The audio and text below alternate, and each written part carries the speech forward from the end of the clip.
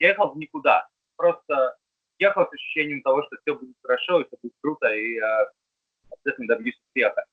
И единственная сложность была, это, естественно, язык. То есть, несмотря на то, что я там в школе учил английский язык, я сюда приехал как глухонемой. Люди меня не могли понять, когда я начинал говорить. И, естественно, когда они начинали говорить, я тоже ничего не понимал. Я стоял просто так улыбался, ага, да, конечно, грубо говоря. Вот, и это была очень, очень большой такой был барьер, который я прям очень много усилий приложил, чтобы это преодолеть. Голливуд открыт для всех. То есть, приветствуют здесь всех, но не все, далеко не все здесь задерживаются, потому что Голливуд, он как такой, каждый человек, который сюда приезжает, он всегда в розовых очках.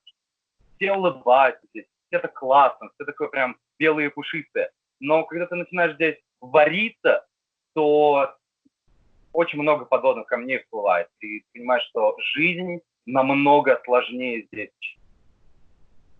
чем она на самом деле представляет изначально. Но если позитивно все воспринимать, если есть цель конкретная, действие, то все возможно. Здесь все возможно. Опять же, я повторюсь, страна возможностей. Оно так и есть.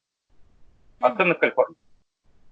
Если у вас есть мечты какие-то, то нужно, я думаю, я считаю тогда, что нужно визуализировать это.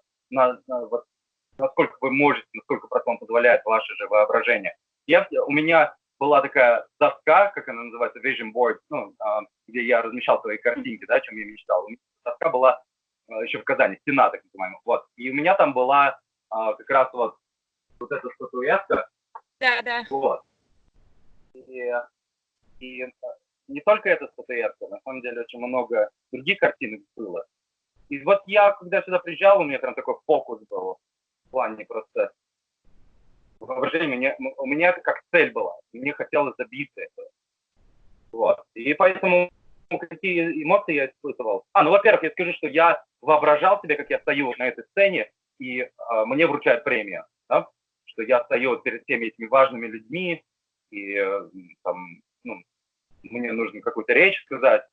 Речи, правда, мне не дали сказать, но все же я стоял на этой сцене, и я почувствовал, что вот она, мечта сбылась.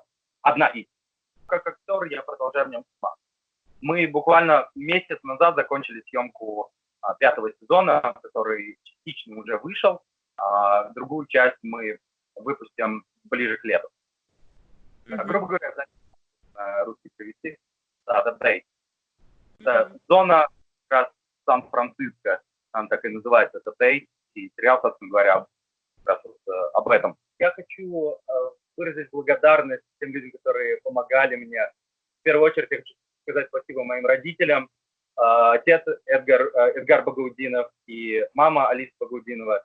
Они всегда меня поддерживали, всегда в меня верили и продолжают поддерживать и верить. Спасибо вам большое. Также хочу выразить благодарность моим друзьям, группе «Большой куч», группе «Листья травы», Камрад Лисков, спасибо тебе большое.